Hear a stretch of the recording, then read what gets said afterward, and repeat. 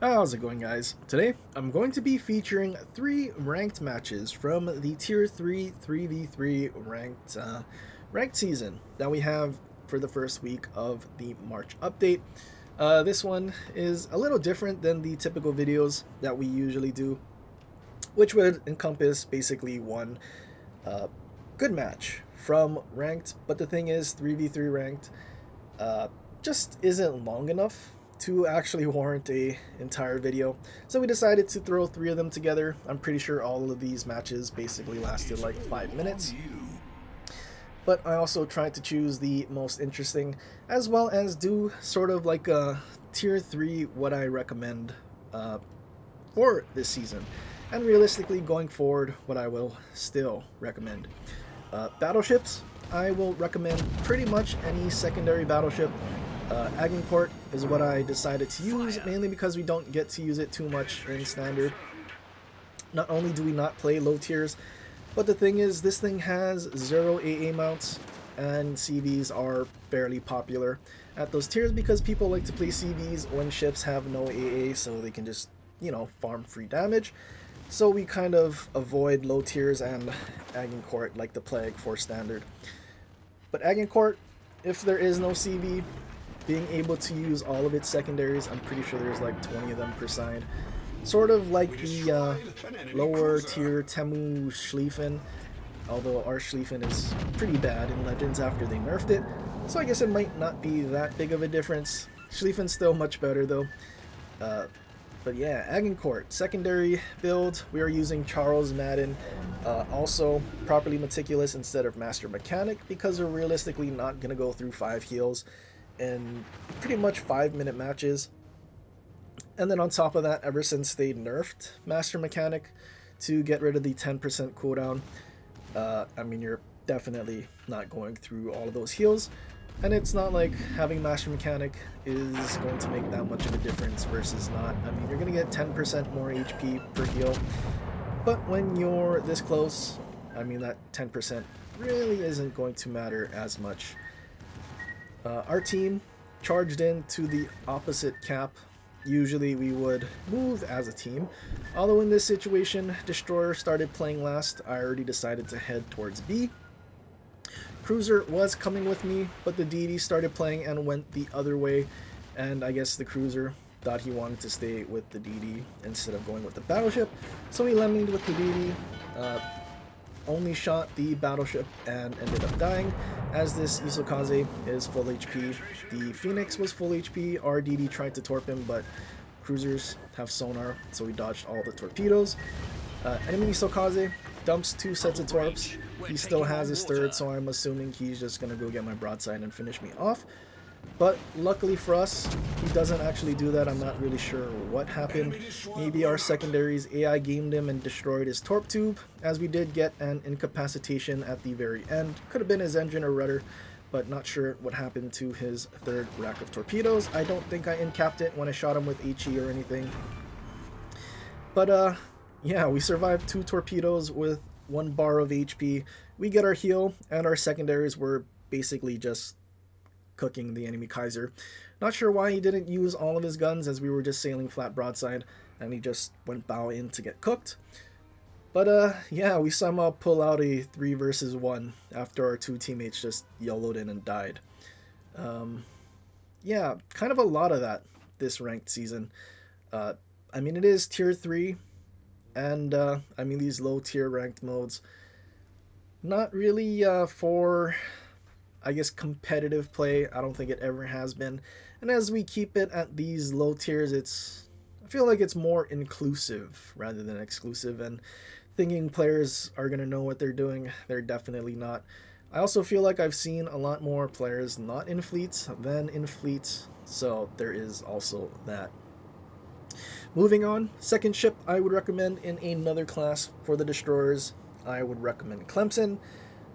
Even though it is 3v3, Clemson has great guns, has a lot of torpedoes. Most battleships at this tier won't be able to really spot you in smoke, so you can kind of abuse that. If you get spotted too close, just smoke up. Hopefully you don't get Death Struck, and then while you're in your smoke, shoot your guns. You can also torpedo while they're also most likely pushing in. Even though this thing also has short-range torpedoes, I feel like most of the time it's not going to be an issue in these ranked modes, because for 3v3, most of the time they're going to be pushing in. If you ever find yourself behind the enemy battleship, I mean, you most likely did something very wrong.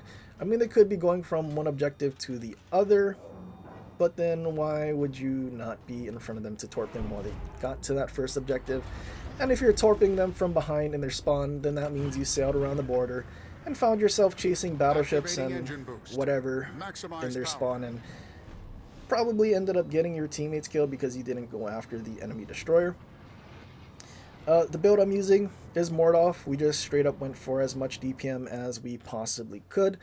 I think another build we could be using instead of 1,000 cuts in the third row would simply be using Twist and Track or Perceptive, just so we know where the enemy destroyer is. But that 8% reload, kind of clutch, especially for something like Clemson that has 6 guns. Critical damage to our Getting as much DPM as you possibly can is always a good idea, especially because even though we don't have a concealment inspiration, because I think I have Scirocco on this build,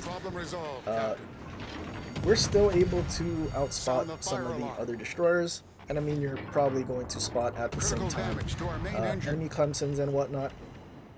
So it really shouldn't be an issue. Enemy Clemson, very low. Enemy Orion comes around the corner. Luckily for us though, we went unspotted for a split second. I don't think the Orion really understood that he could have just held his shot for a little bit longer, and then he would have spotted us just by simply pushing in. Enemy Clemson leaves his smoke and gets spotted by our friendly battleship, and luckily for us, we were able to reload quick enough that we finish him off before, well, anything else comes around the corner, and enemy Clemson keeps us spotted. Orion, low tier. Everything just sails in straight lines. We land a couple of torpedoes. Enemy Dougie does have sonar, but it also seems like he's just sailing in a straight line.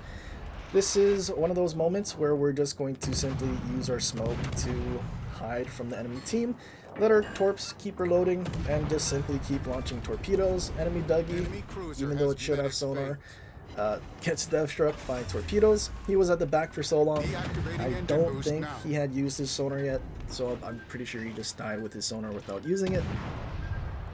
Enemy Orion now pushing in. I mean, again, most of the time you're going to find these battleships and even cruisers pushing into you, so having these short-range torps isn't really that big of an issue, because having ships push into your torpedoes does allow you to stay a little further away than actually having to keep them within that 5.5 kilometer range, so you can stay a little safer. And well, kind of like Kleber, just keep sailing away and torping, and the enemy team does all go down to our torps. Well, I guess except Clemson. Clemson died to our guns, and I mean, if Clemson didn't really disappear after he smoked up and maybe stayed spotted for a little bit longer, we probably would have killed him and not have lost as much HP, but it is what it is. We survive and finish off all 3 of the enemy ships. I'm a bit special here. I was supposed to show you the build, and I don't really know what I'm doing.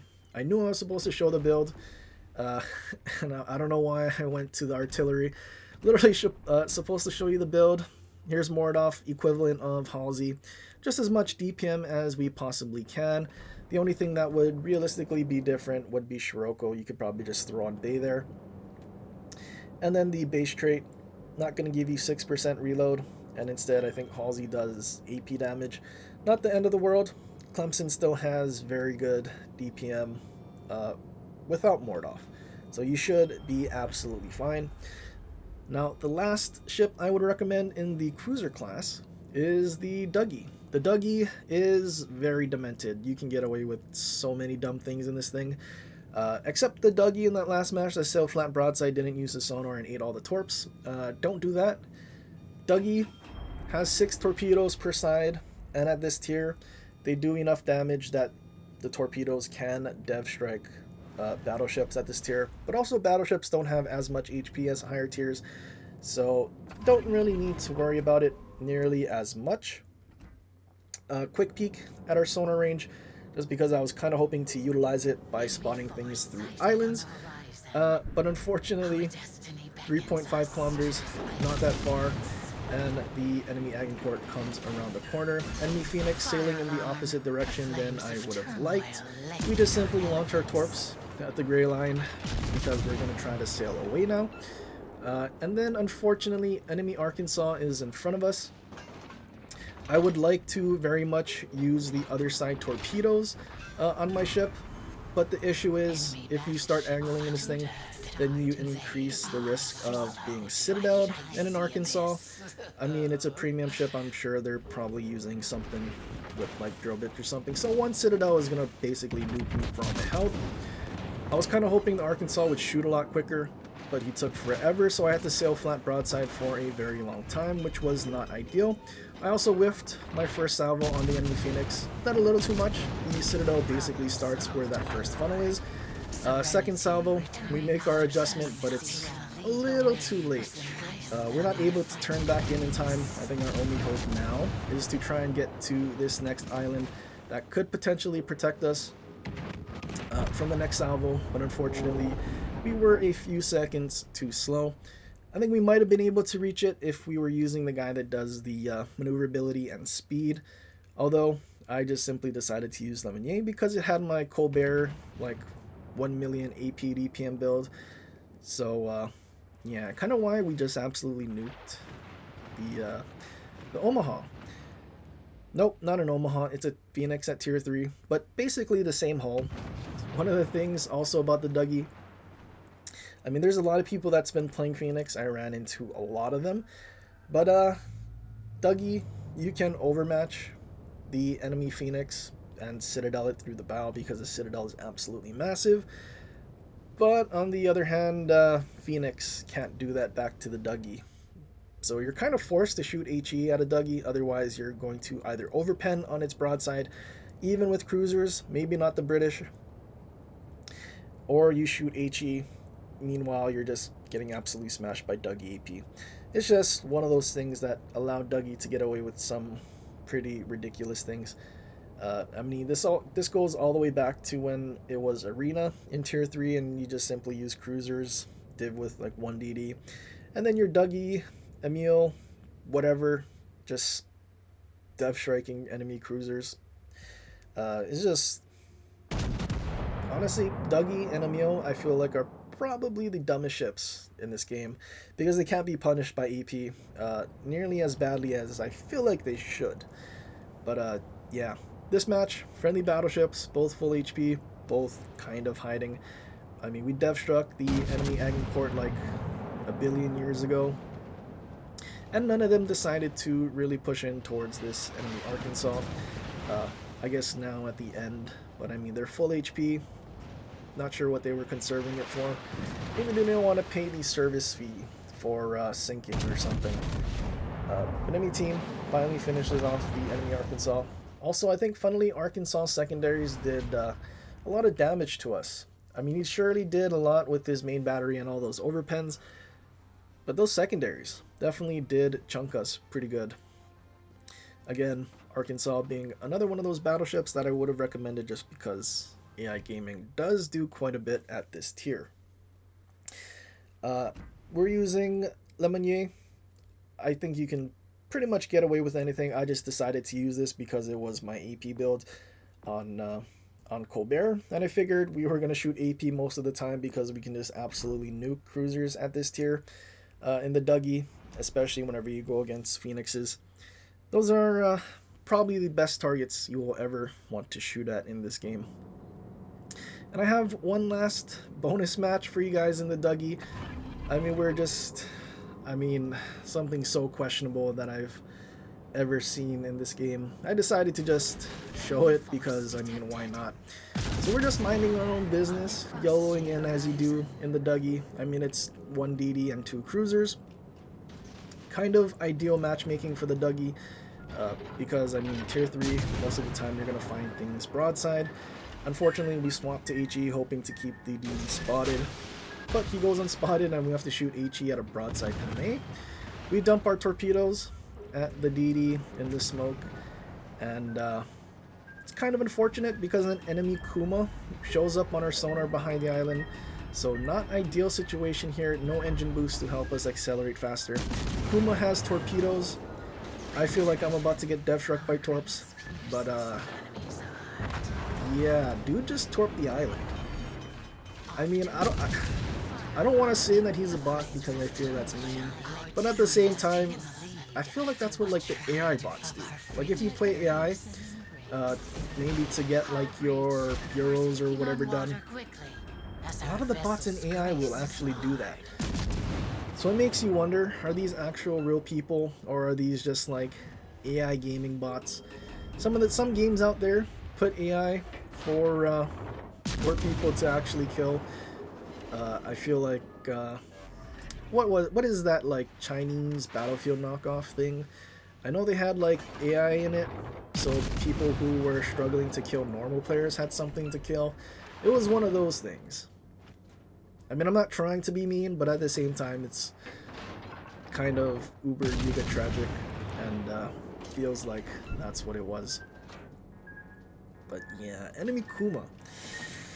That was, my god, my eyes. My eyes are melting out of my skull after seeing that. We get a little greedy. I felt like I was just going to citadel the Danae through the stern. I mean, we were getting penned.